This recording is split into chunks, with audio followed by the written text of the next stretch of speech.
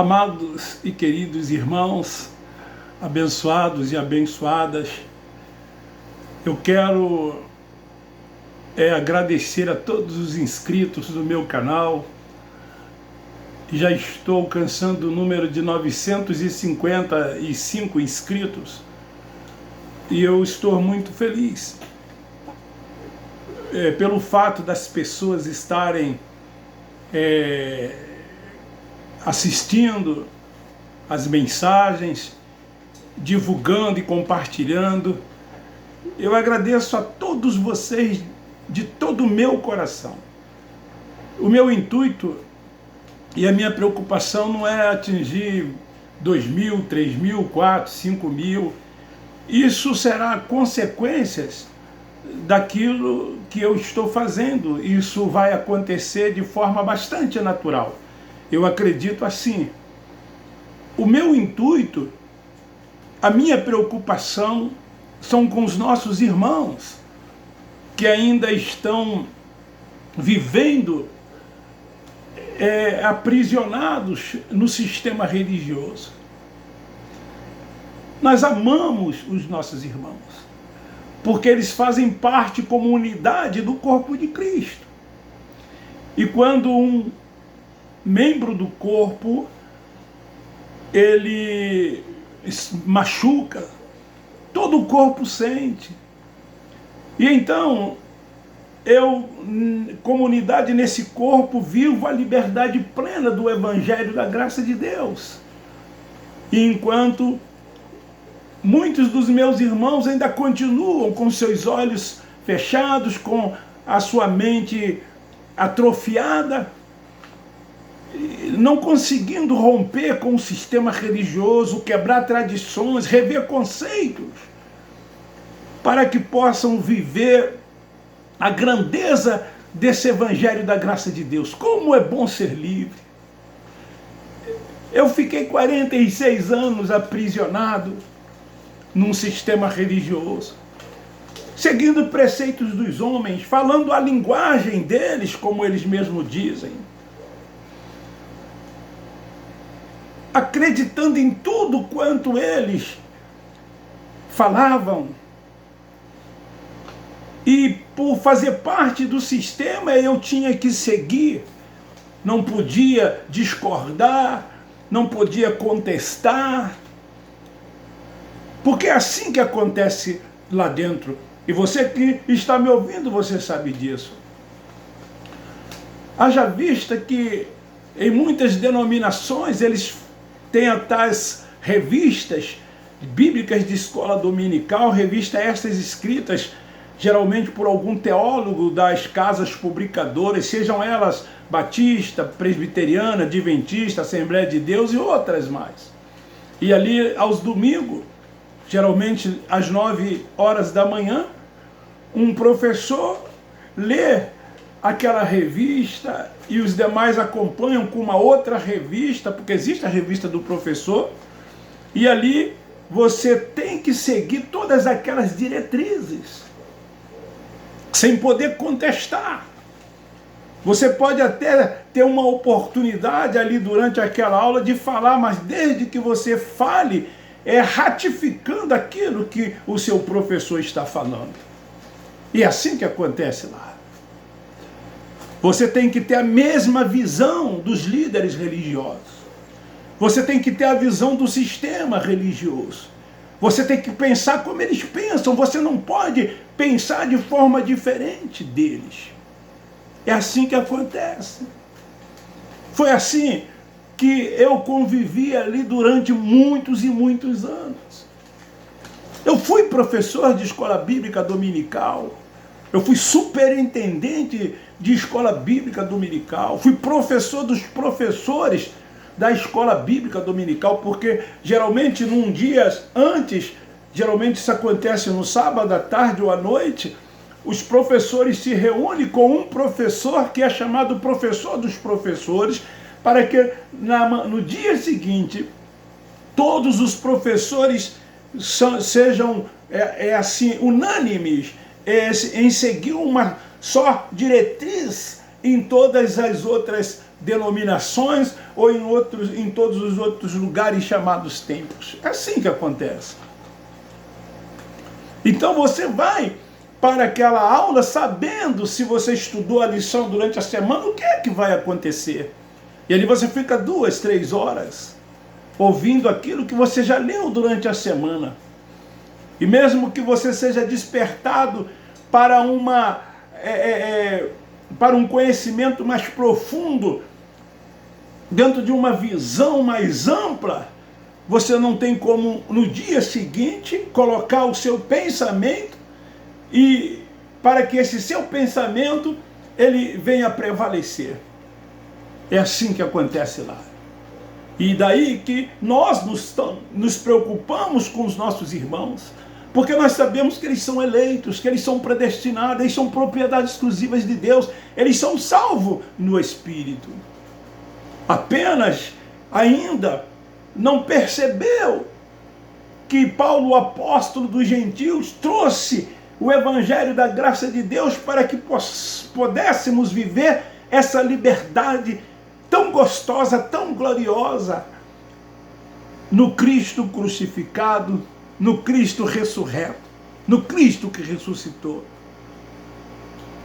Seguindo a Cristo, não Cristo Nazareno, como nós vemos e percebemos dentro do sistema religioso, porque esse Cristo Nazareno, Cristo homem, que as pessoas seguem ali dentro daquele sistema, nessas instituições religiosas. Eles ensinam que tudo aquilo que o Cristo Nazareno fez, você tem que fazer. E quando você pergunta, por que é que você prega o Evangelho? Eles dizem assim, porque o Cristo Nazareno disse, ide por todo o mundo e pregai o Evangelho a toda criatura. Esse todo o mundo, para eles, é todo o mundo, todas as nações. Mas quando Cristo Nazareno disse isso, ele estava se referindo ao mundo de Israel. Haja vista que ele selecionou para si 12 apóstolos da circuncisão. Como homem que ele era, ele não podia estar em todos os lugares ao mesmo tempo, porque era o Cristo homem, era o Cristo humano. E então ele determinava aos seus apóstolos que fossem até determinados lugares e ali falassem seu nome, que ali rogasse em nome de Jesus, no nome de Cristo Nazareno, para que o Pai pudesse atender. E então todos os rudimentos da lei mosaica que ele como homem veio para cumprir, nós vemos todas essas coisas dentro desses lugares. Como eu disse, você pergunta por que você se batiza? Eles dizem, porque Jesus se batizou. Por que você toma ceia? Eles dizem, porque Cristo Nazareno realizou uma Páscoa. O Cristo Nazareno, ele realizou sim a última Páscoa, mas eles dentro desses lugares, dessas instituições, eles realizam algo que eles chamam de Santa Ceia, baseado na epístola de Paulo à igreja de Corinto. E todas as instituições, elas começam do versículo 23, do capítulo 11. Epístolas são cartas. E você não deve começar a ler uma carta pelo meio. Você tem que começar pelo início, meio e fim. Mas eles ali começam pelo meio. E dali eles criaram uma doutrina, que é a doutrina da Santa Ceia. E eles estão até hoje fazendo algo em memória de quem está vivo. Para se fazer algo em memória tem que ser de quem está morto. Como o próprio Cristo, na realização da última Páscoa, ele disse, que eles fizessem aquilo até que ele viesse, em memória dele, porque ele iria morrer. E os apóstolos que ali estavam deveriam fazer até que ele viesse. E ele já veio, mas eles estão esperando ele voltar, quando ele já veio.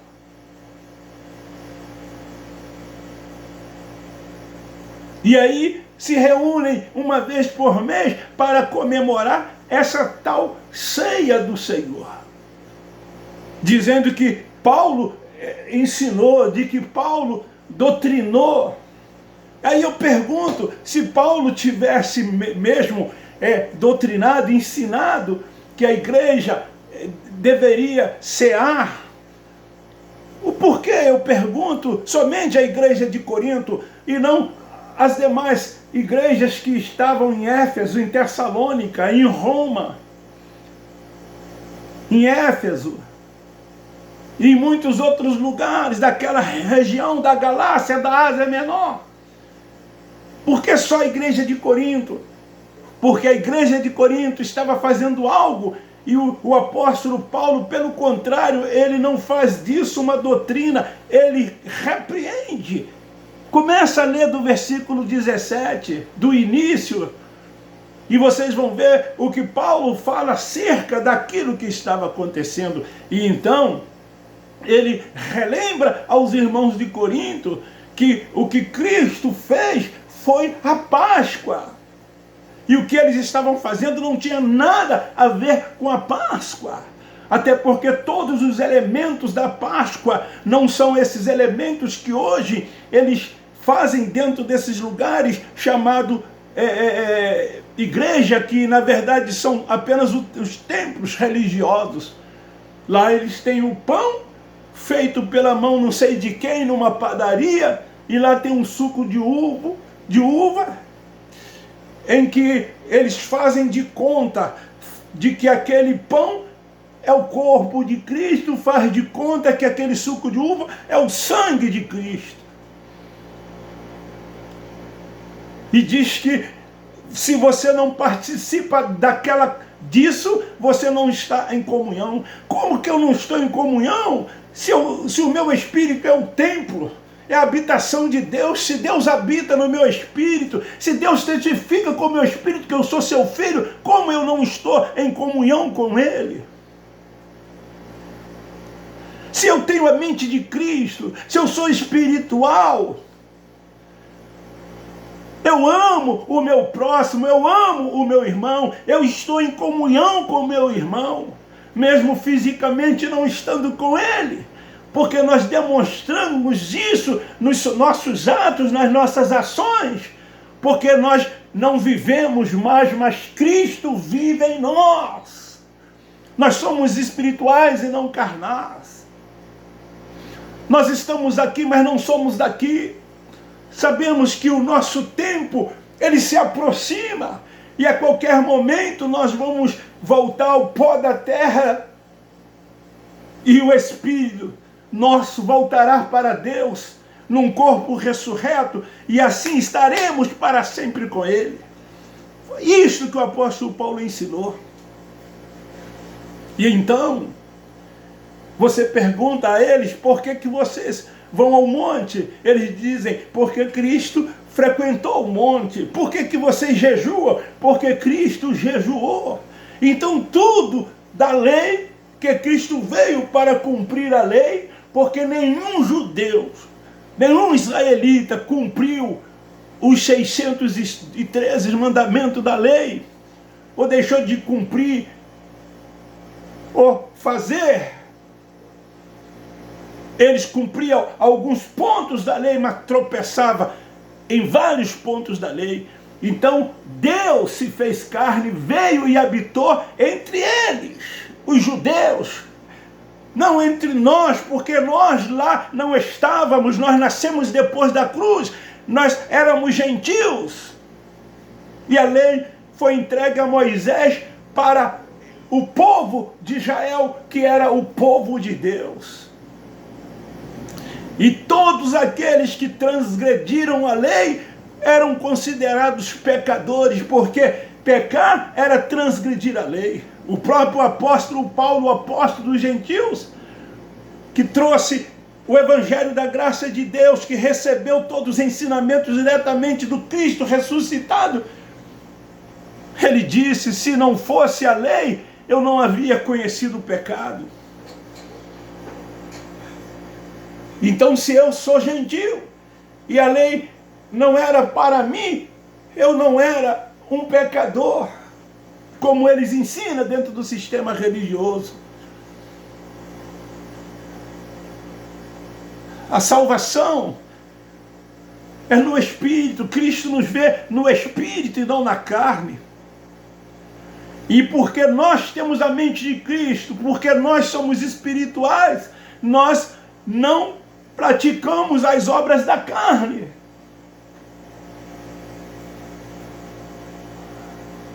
Porque Cristo vive em nós.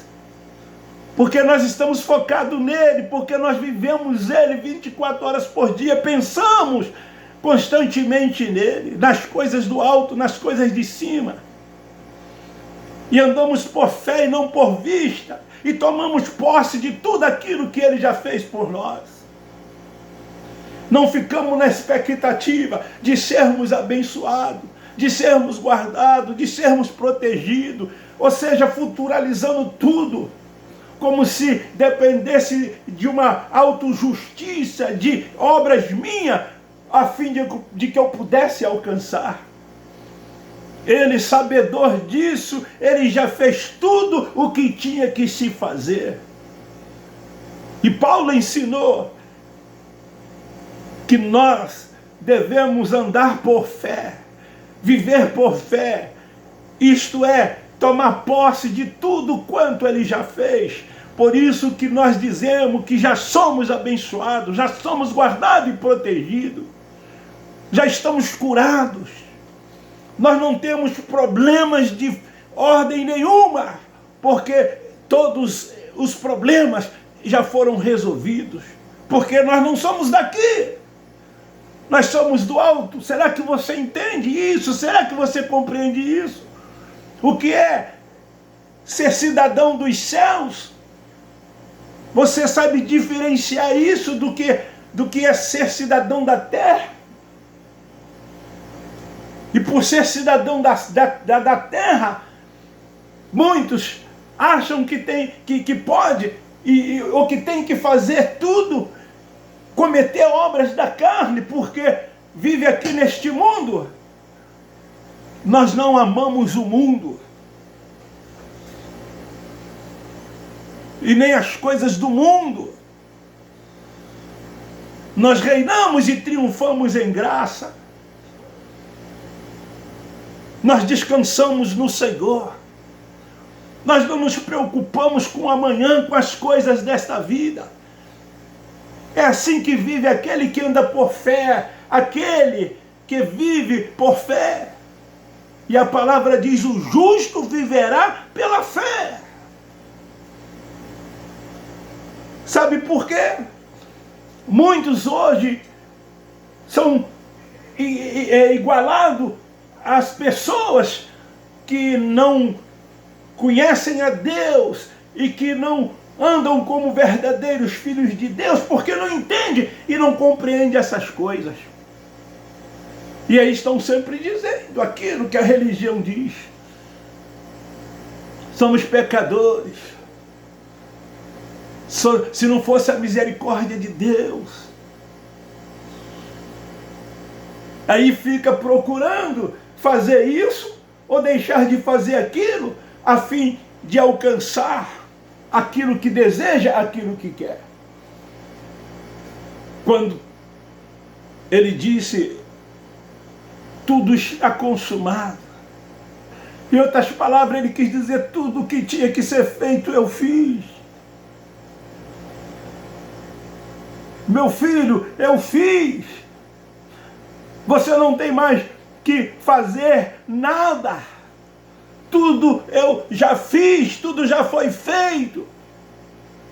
O Cristo Nazareno, quando morreu, ele disse: está tudo consumado. E ele morre, mas ressuscita. E daí para frente, depois da cruz, depois do Calvário, nós andamos sob a orientação do Cristo ressurreto, do Cristo ressuscitado. Porque ele é Deus, Pai.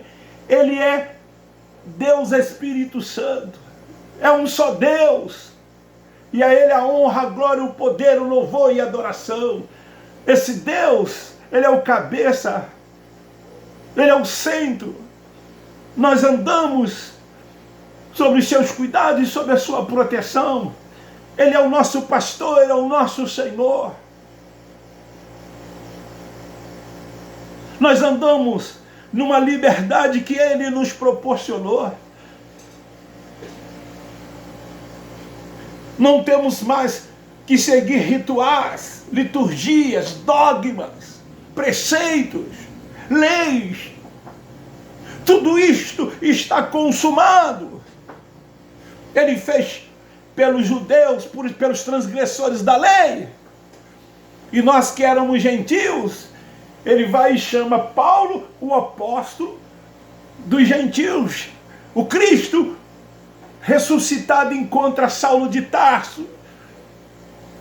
E escolhe ele. E dá a ele essa incumbência. Para que nós, os gentios, fôssemos alcançados pela graça de Deus. Daí que Paulo não era um dos 12. Era um apóstolo diferenciado, chamado apóstolo da incircuncisão. Você é circunciso? Você é judeu? Você nasceu em Israel? Responde-me a você mesmo.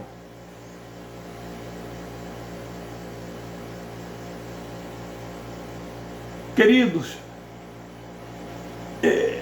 eu ia gravar uma mensagem chamada Grilhões ou Transformação, ou seja, uma reflexão, acabei me empolgando. E eu vou concluir essa minha fala. Nem sei nem qual o tema que eu vou colocar. Mas preste atenção em tudo quanto eu disse. Não sei porque não programei nada disso. Como eu falei, eu ia fazer uma reflexão sobre esta palavra grilhões ou transformações. Os grilhões do pensamento negativo ou a transformação, que é uma possibilidade, é uma opção que nós temos. Mas fica aí essa palavra como uma reflexão. Pense nisso. Principalmente você que continua lá no sistema, preso, aprisionado, com fardos pesados sobre seus ombros, sem liberdade. A liberdade que Cristo te deu, você não vive essa liberdade. Porque há jugo sobre você, há fardo sobre você, há preceitos sobre você. E você precisa se libertar dessas coisas. Rompe com a tradição. Rompe com esse sistema religioso que é perverso e mau. E viva a pessoa do Cristo ressurreto, do Cristo ressuscitado. A melhor coisa da vida é a liberdade. A pior coisa é você estar preso. Você não vê nessa pandemia, quando nós não podemos sair, quando as pessoas são proibidas de trabalharem, de abraçar, de se cumprimentar, de visitar, de estar com a pessoa que você ama, que você gosta, de estar com seus filhos, com seus pais, com seus netos, com seus sobrinhos, com seus primos, com seus amigos, com seus irmãos, com seus parentes. Esse tal de lockdown que foi imposto pelos governantes a muitas pessoas, a muita gente, E quantas pessoas estão até em depressão por estarem vivendo dessa forma, dessa maneira. E quando sai apenas para as coisas muito necessárias, porque você está sendo policiado, você está sendo vigiado por esse sistema político que o mundo tem. Eu relatei este fato para você ver como é ruim você estar aprisionado. E só aqueles que romperam com o sistema, só aqueles que romperam com essas instituições religiosas, só aqueles que deixaram de seguir os preceitos dos homens, os rudimentos da lei, que hoje vive essa liberdade em Cristo Jesus, sabem o quão bom é viver a liberdade em Cristo. A liberdade em Cristo é diferente da liberdade que o mundo oferece.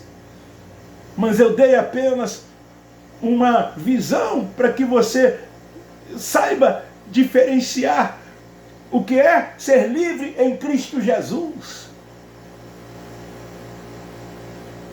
dessa falsa liberdade que muitos acham que tem dentro desse sistema religioso. Eu pensava assim, há quase 40 anos, ou mais um pouquinho. E tem 4 anos que eu rompi. E se eu soubesse, eu teria rompido há mais tempo. Os melhores períodos, os melhores anos da minha vida têm sido esses últimos 4 anos que eu rompi com o sistema religioso. Experimente a graça de Deus. Experimente a graça de Deus, essa liberdade da graça de Deus. Experimente. Você é livre. Você é filho da livre. Você é incircunciso. Você tem liberdade porque Cristo te deu essa liberdade. Eu até me emociono de coração, porque isso sai lá de dentro. Não é de boca para fora. Hoje eu vivo essa realidade. Hoje eu vivo esse evangelho de Paulo o apóstolo. Hoje eu vivo a essência dessa liberdade em Cristo Jesus. Foi a melhor coisa que aconteceu na minha vida. Eu louvo a Deus e agradeço o mês de março de 2017, quando eu fui chamado para uma conversa. E alguém disse para mim que eu não estava falando a linguagem, que eu precisava me adequar a tudo aquilo que eles ensinavam. E me deram um tempo de 30 dias para que eu pudesse responder, porque eu já estava nas entrelinhas dos meus ensinamentos, das minhas pregações, pregando o evangelho da graça de Deus. E eu estou até hoje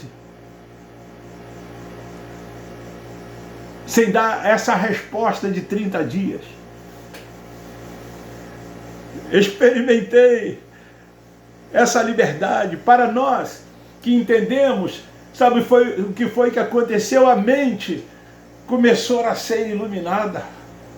Porque só entende essas coisas quem tem a mente iluminada. E nem todos têm. Até pensam que tem, mas não tem. Só entende essas coisas quem tem os seus olhos espirituais abertos.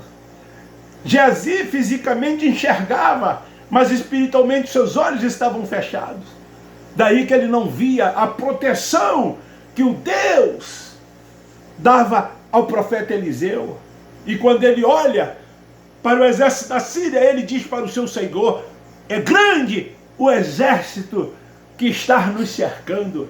Mas aquele profeta de Deus que tinha os seus olhos espirituais abertos, retruca dizendo ao moço Geazi: os que estão conosco são muito mais do que os que estão com ele.